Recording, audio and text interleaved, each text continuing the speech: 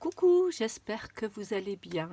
Voilà, je reviens vers vous pour une petite vidéo pour faire des pochettes comme ceci, avec notre plastifieuse Action ou une autre plastifieuse. Voilà.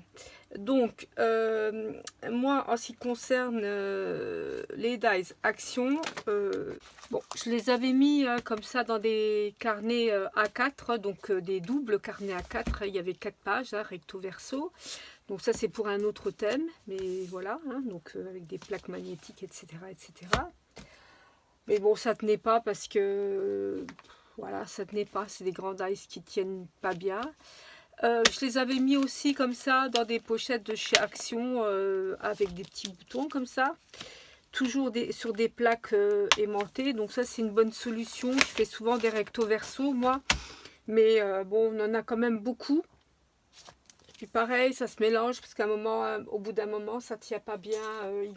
Il gondole quand même.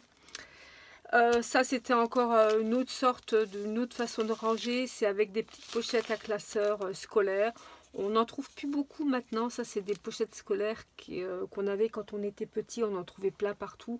Maintenant, ça doit plus être trop la mode, hein. Donc, c'est des pochettes, regardez, par rapport à mon bras. Donc, je découpe le bord. Donc là, ça tient bien.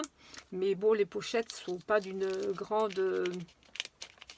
je veux dire, c'est pas très... solide, hein, voilà.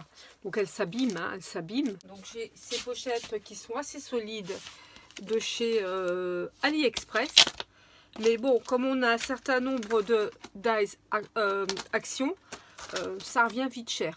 Voilà. Alors, notre plastifieuse qui chauffe, notre papier,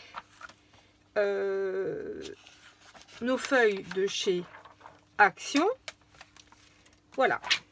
Donc, et ça, c'est mon petit livre à tuto.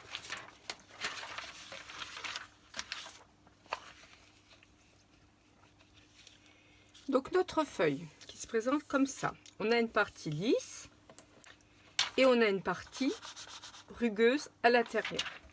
Donc, à partir de la couture, je vais couper à 16 cm.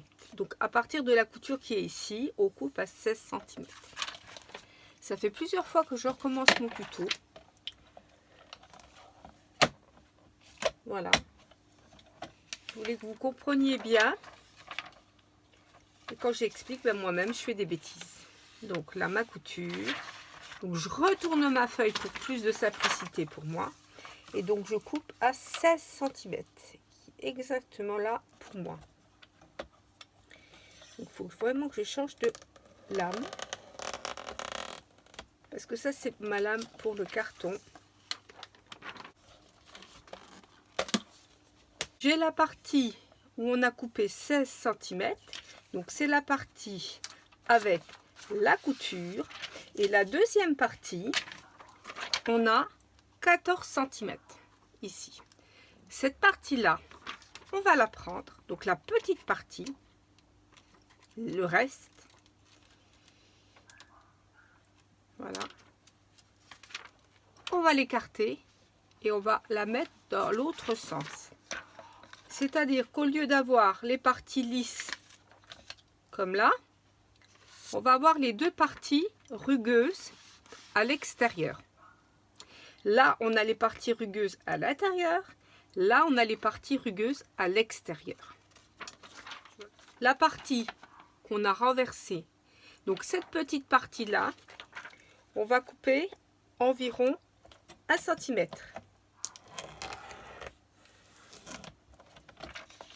Voilà.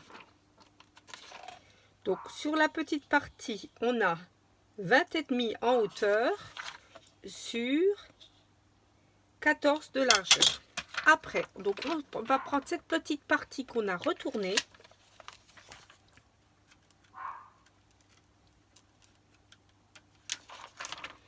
Et on va la mettre complètement en haut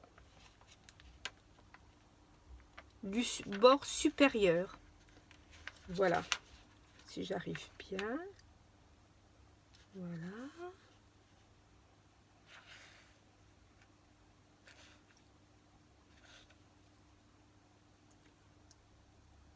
Voilà.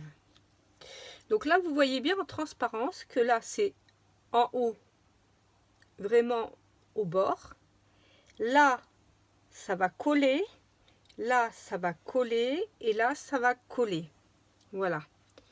Donc maintenant, moi, je vais passer mes feuilles, sans les bouger, comme ça, hein, dans la plastifieuse. Toujours le bord où il y a la couture. Donc, on va aider la plastifieuse à prendre tout doucement. Voilà.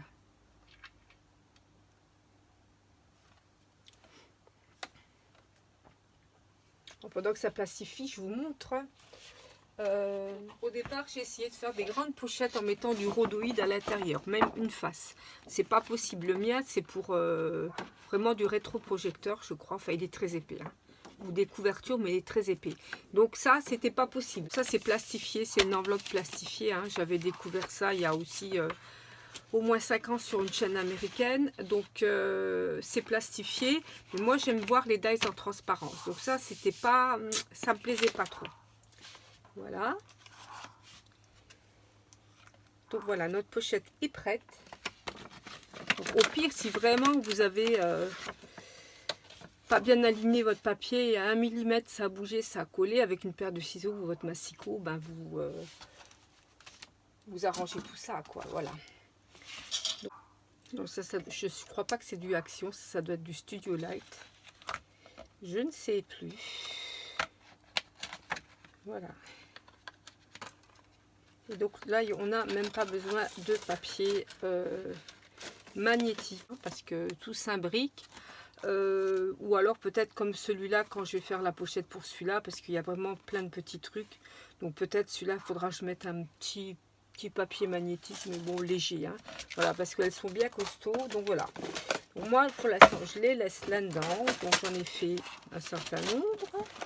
Voilà, et puis voilà, puis je continue parce que c'est quelque chose qui est pour moi, c'est pas très, en fait ça revient pas très cher. Et puis voilà, on les voit en transparence parce que je vous dis, j'ai essayé pas mal de trucs et ça commence à me pomper l'air parce qu'à chaque fois ça tombe. Voilà, même les petits livrets ça tombait, hein, voilà, parce que les dies en tout cas Action ne tiennent pas bien, hein. Ceux-là, ces grands ne tiennent pas bien. Si on les passe, moi, dans un Gemini ou dans une A4, je ne sais pas si elles vont dans la machine d'Action. En tout cas, des fois, ça bombe un peu. Du coup, si ça ne tient plus, bon, c'est un petit peu casse-pied pour les grands dies. Voilà. Donc, pour l'instant, c'est rangé dans une petite bannette comme ça. C'est des trucs de frigo qu'on trouvait chez Action à un moment. J'en avais pris plein. Je les aime bien.